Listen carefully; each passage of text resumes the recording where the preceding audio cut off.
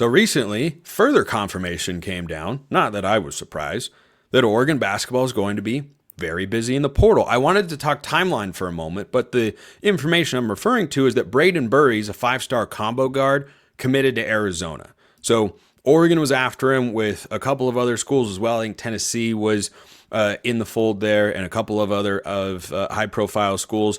And Burries goes to Arizona. Certainly a guy that, based on his recruiting ranking, could be playing right away. Arizona, amazingly, even though they beat Oregon in the round of 32, losing several guys to the portal, college basketball is crazy. Like, college football undergoes huge roster overhauls nowadays every single year. By percentage, it pales in comparison to basketball. If you go down to the lower mid-major levels, over 50% of a team's roster is going to change almost every single season. That's just the way it is. Because if you have a bad year, then guys are going to go try to play elsewhere where they feel like they can win, and the coaching staff will want to reset. And then if you have a great year, you're going to capitalize on that to go to a bigger school.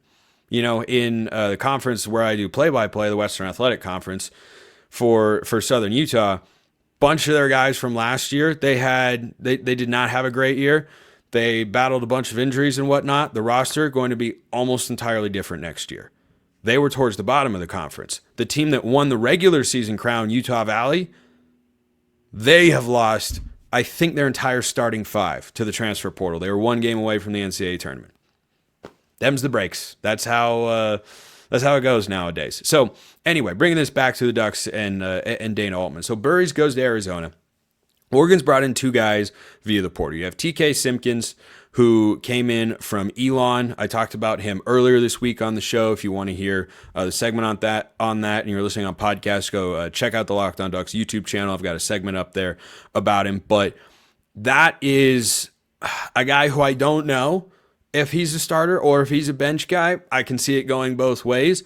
They've also brought in Devon Pryor from Texas, who's a small forward. So in theory, you could have your starting 5 set.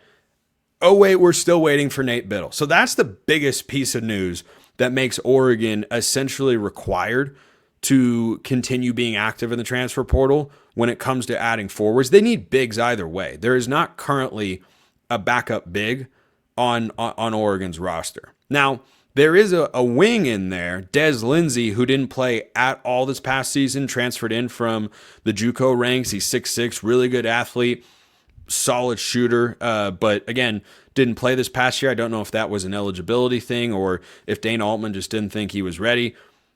He's still, as far as I know, on the team, but how much are you going to expect from that guy? He's also not a big. So I'm really hoping and holding out that Nate Biddle is coming back to Oregon. If so, maybe your starting 5 is Simpkins and Pryor and KJ Evans, who announced he's back, and Jackson Shellstad, who's back, and Nate Biddle. Maybe that's where the starting 5 is, and you're trying to fill out your bench. I'd be surprised if that were the case. And I think this is going to be a continually evolving story for Oregon basketball in the coming weeks. This could stretch well into the summer. So, just a reminder, flashing back to last year, I don't expect that Oregon picks up a 2025 commit unless they literally do what they did last year with Jamari Phillips, who admittedly didn't have a big role on the team, but he was committed to Arizona. And then he flipped to Oregon last year, and that happened on June 8th. You can't think of basketball with the same timeline as football because they're, of course, not with regards to the calendar and recruiting and how all of that goes down. So Phillips flipped to Oregon on June 8th, and I expect him to have some sort of role. Maybe he's a starting 2 guard for the Ducks this year. I don't know. He and Simpkins, I think, are similar players.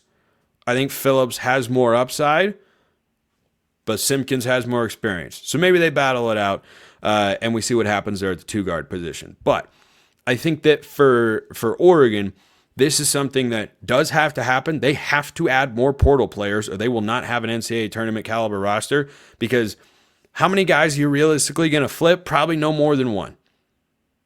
There are not as many options. There are not as many high-end players that Oregon would go after. There are not as many offers that go out. There isn't really anyone that Oregon has been closely tied to coming from the prep ranks. So even though they have an experienced team, and if you think a true freshman's talented enough to come in and start, like maybe they, we're looking at Braydon Burries as a potential option to come in and start right away. Or maybe towards the end of the recruitment, they got the sense, yeah, he's going to go to Arizona, and that's why they went out and got Simpkins from Elon. Just a thought. But I think that for the Ducks, I'm still looking at minimum. Minimum, I would say 3 options that have to come in via the portal. That's like bare minimum. That's presuming that Phillips is able to take a big step forward, that maybe even Des Lindsey's able to contribute. I still think you need 3 guys out there. At least 2 of them have to be bigs. So last year, the transfers they added came in on the following dates. Brandon Angel came in on April 22nd. This show is airing April 11th. TJ Bamba came in on May 2nd. Supreme Cook came in on June 17th. Raheem Moss came in on April 29th. Those were the 5 transfers Oregon added last year. So timeline-wise, they're already ahead of where they were a season ago. And remember, I'd say of that bunch, Bamba was the most impactful. He scored the most points on the season last year. So I feel pretty solid in saying that. He started every game he played for the Ducks. That happened on May 2nd. Angel was a little bit earlier, April 22nd, but Supreme Cook had a non-zero, and frankly, Oregon's looking for a Supreme Cook. Energy, activity big, to come off the bench, just get in there, cause some havoc, maybe score some points, get some rebounds.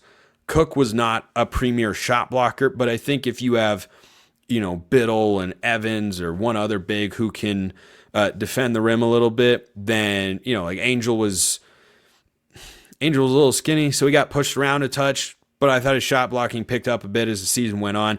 If you have guys like that, I think Dana Altman can mix and match just fine and still have plenty of defensive presence on the interior there. But I bring this up to point out that Oregon's already added guys who are going to contribute in some capacity. That's earlier than they did before. Now, maybe that's just random timing. Maybe that's just how it's all worked out. I think overall it's a good sign that they were already able to find those guys, and there weren't really any rumor. Like, both of these kind of came out of left field a bit of like, oh, hey, Oregon's added a transfer. We knew where they were doing that, but we didn't know it was going to be these guys. There have been a couple names they've been tied to. Talked about Austin Rapp, the freshman of the year in the WCC down at Portland, or Paul Mbia, the Frenchman who would come in and be a freshman essentially, but plays professionally for a team that Tony Parker owns over there.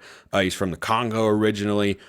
There are names they've been tied to, but I think you're going to see as many as 5, at least 3 transfers come into the program. But I just don't want anyone to get antsy about, man, why aren't they adding anyone else? They need to find guys like the basketball timeline, very different. They found a double-digit point-a-game scorer early in May in the portal, and that kind of raised my excitement level about the team. So hopefully Dana Altman's got another trick up his sleeve. Appreciate everyone listening. I will see you next time. Have a great weekend, a wonderful rest of your day, and as always, go Ducks.